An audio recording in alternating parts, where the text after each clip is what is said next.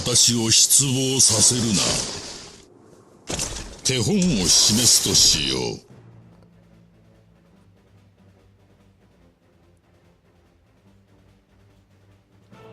What's up, everybody? I know Golbez is a brand new character, but as a Final Fantasy IV fan, the hype is real, so I thought I'd go ahead and tackle this. Now, obviously, I've seen all of one fight with Golbez and just a trailer in his moveset video, but I feel like I have a pretty good handle on how he's going to play and what his strengths are.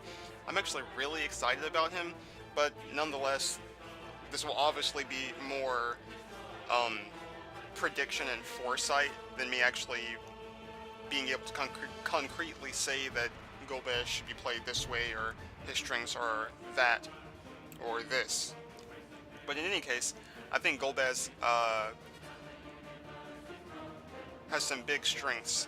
So let's watch his trailer and I can talk about some of that. Now, he's one of the characters that has an identical type of moveset on the ground and in the air, or moves that function the same way. So for his larger ball attacks like Shantoto, those attacks knock you in the air, and then his backwards attacks like Cloud of Darkness's gravity balls, they just stun you but don't give you knockback, and then his neutral attacks do give you knockback, but it's not much. So you saw how he was able to do the standard follow-up off of a tech with the hit from that, and how the hit from the delayed beam, just delayed darkness, just allowed him to fall.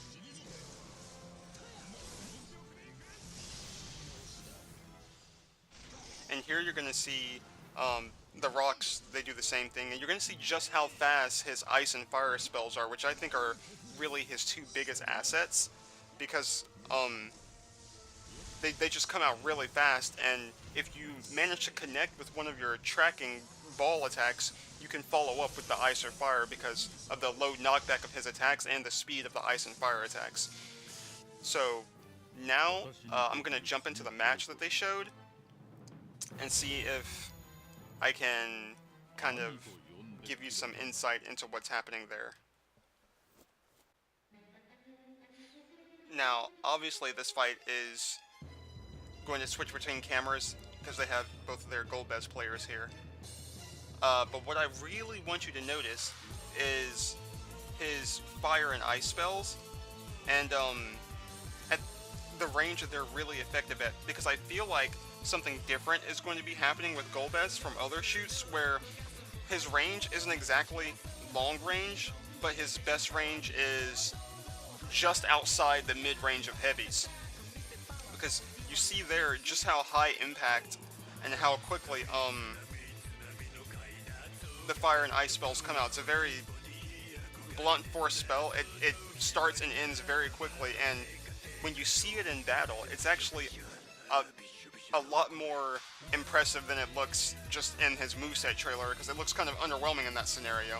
But even though that's his best move in my opinion, you can see the enemy Golbez there was putting out the poison and the water balls, and they that was actually a nice little wall of space that was covered. So he still does have his zoning capabilities. Now his poison spell moves pretty fast, but it can still function together with the water spell like that. One thing that some people were saying was that he didn't really have any get off me options, but I don't think he actually needs a get off me option as in something like Terra's Tornado, because most of the time, if you're coming after Terra and she has Tornado up, then you know which move you're going to use to get through her Tornado anyway, so it becomes a non-option for her. If she tries to use Tornado to defend herself, then ultimately she just ends up doing what you wanted her to do, what you had planned on doing, and then you nail her anyway. But with Golbez, as long as he's got his dragon, all of his spells are high priority against other spells, and I assume that they also have a high cut value. So I don't know at this point whether or not someone can just run through the fire or the ice spell with an attack. In his moveset trailer, it shows that Cecil can, Radiant Wings was able to cut through the delayed Earth spell when he didn't have the dragon. So, but we already know that without the dragon, his spells have lower priority. But what wasn't clear is if when he hit Cecil with the spell in his trailer, right after Cecil had done Saint Dive, whether Cecil's active frames of Saint Dive were over or whether Golbez's spell just beat it out entirely anyway. But in any case, you see this Golbez is playing well, just trying to pick their attacks, throw out some spells, doing more movement than anything. He's got a larger than normal hitbox, so that can cause him some problems. But ultimately, probably not too much, because it just isn't that type of game. But anyway, I'm going to try to focus on what's happening in the match a little bit more now. And there again, you just saw that even though he doesn't have the dragon anymore, that ice spell still travels pretty fast. And one thing that's great about it not having high knockback is it doesn't take people out of the fight.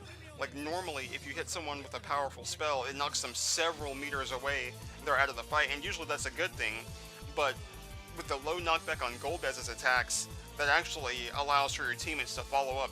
There can be true follow-ups from Golbez's low knockback attacks before the enemy character even has a chance to tech, because they just didn't get knocked that far away. Like Kane's Gungnir pre-patch, if he was standing next to someone that Golbez hit with fire, he could probably just have still been charging Gungnir and hit them with it before they ever teched. But in any case, this match is winding down, and I had pointed out before that it was nice that Golbez, his forward spells on the air and in the air and on the ground have a pop-up effect. That's really nice because that allows for team combos, so he just has more options than you think. Okay, we've got a summon going on, so that actually is going to extend this match for 30 more seconds.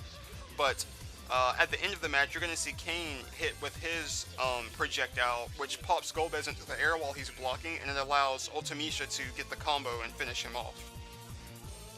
And I kind of talked through it earlier, but what I assume is Golbez's second HP attack, Genesis Rock, one of the two Golbez's he's using it, and there's the end of the fight.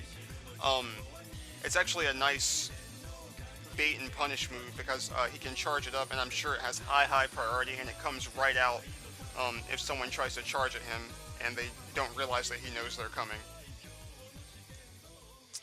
So that's the one fight we have of Golbez.